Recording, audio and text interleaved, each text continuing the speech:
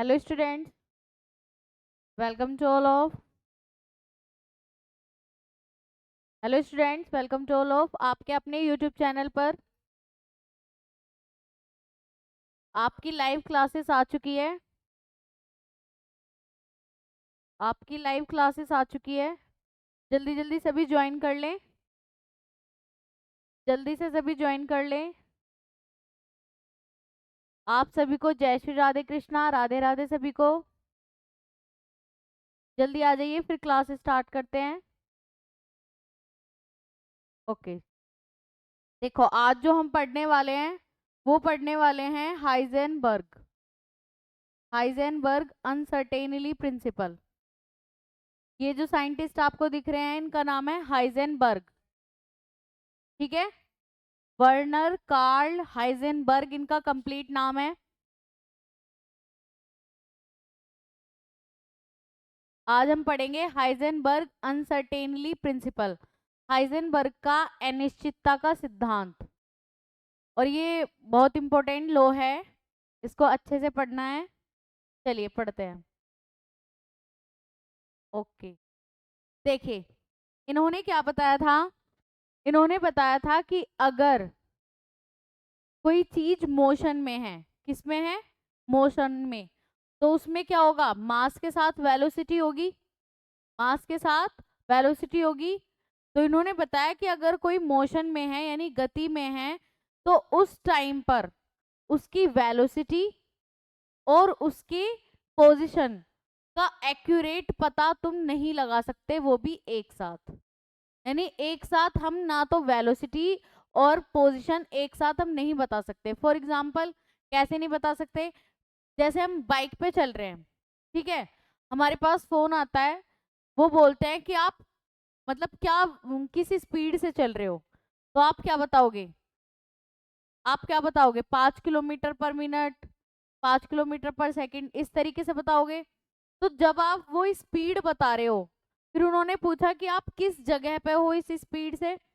तो जैसे ही आपने बताई कि हम मतलब इस स्पीड से चल रहे हैं और पोजीशन बताने के लिए तुरंत उठे, तो फिर जहां पे तुम पहले होते हो उससे थोड़ा डिस्प्लेस्ड हो जाते हो। क्यों? क्योंकि तुम्हारी स्पीड लगातार बढ़ रही है। इनकी तुम लगातार चले जा रहे हो, तो तुम कैसे बता पाओगे अपनी पोजीशन, एग्जैक्ट पोजीशन, यानी एक्यूरेट पोजीशन तो नहीं बता पाओगे कि तुम यहाँ पर हो, इस जगह पर हो। क्योंकि जैसे ही तुम बताने लगोगे, बाइक वो चल रही है, वो तुरंत आगे डिस्प्लेस्ड हो जाएगी, यानी पोजीशन वहां पे तुम नहीं बता सकते। बात समझ में आई? और अगर आपको एक्यूरेट पोजीशन बतानी है, जैसे हम यहाँ खड़े हैं, तो ये हमारी एक्यूरेट पोजीशन है कि हम यहाँ पर खड़े होके आपको क्लास दे रहे हैं, ठीक है। लेकिन अगर कोई वेलोसिटी पूछे, तो क्या मुझ में अब वेलोसिटी है? नहीं है। क्या मोमेंटम है? नहीं है। देखो, मोमेंटम होता है जब मास के साथ वेलोसिटी आ जाती है, यानी मास भी है कुछ ना कुछ और वेलोसिटी भी है। तो अब जब मैं खड़ी हूं तो तुम मेरी एग्जैक्ट पोजीशन बता सकते हो, लेकिन इस टाइम पे एग्जैक्ट वेलोसिटी नहीं बता सकते क्योंकि वो है ही नहीं। बात समझ में आई? हम एक साथ, तो हाइजेनबर्ग ने बोला था, एक साथ स्थिति और संवेग का मान बिल्कुल यथार्थ, यथार्थ का मतलब होता है बिल्कुल सही मान निकालना असंभव है। क्या है? असंभव। ये इनका मैथमेटिकल फॉर्मूला लिख रहा है। तो चलिए इसे समझते हैं कि ये क्या था।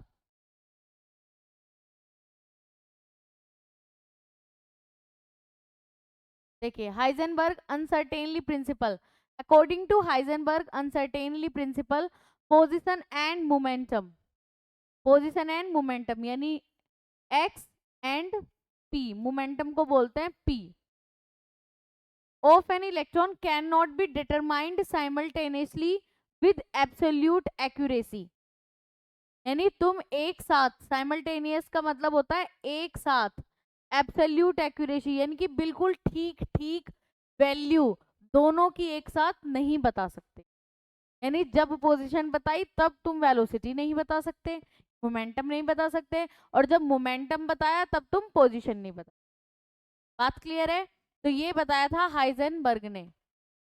हाइजेनबर्ग ने, हाइजेनबर्ग का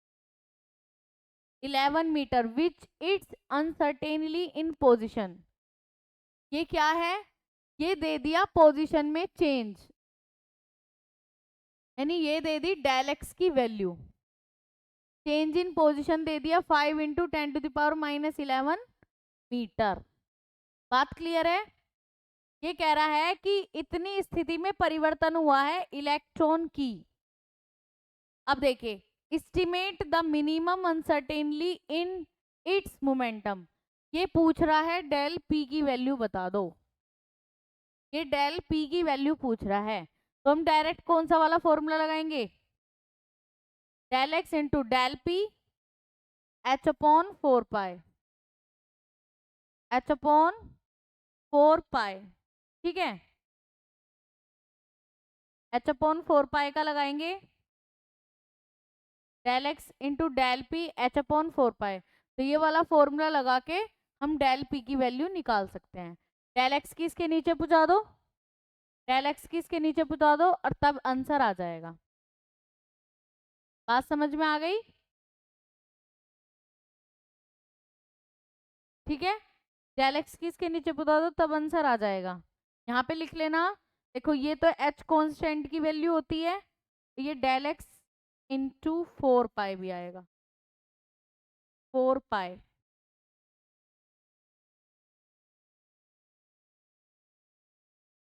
ठीक है,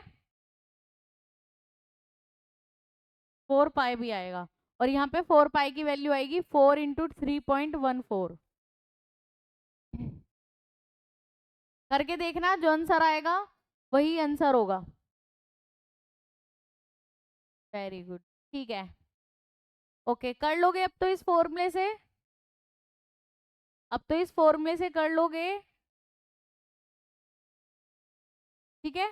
तो इस तरीके से क्वेश्चन पूछा जाता है, वो मुझे बस क्वेश्चन दिखाना था आपको, तो वो मैंने दिखा दिया कि किस तरीके से इसका क्वेश्चन आता है। बात क्लियर है सभी को? चलिए, अब इसकी लिमिटेशन देख लो, एक लिमिटेशन देखो, लिमिटेशन क्या है, हाइजेनबर्ग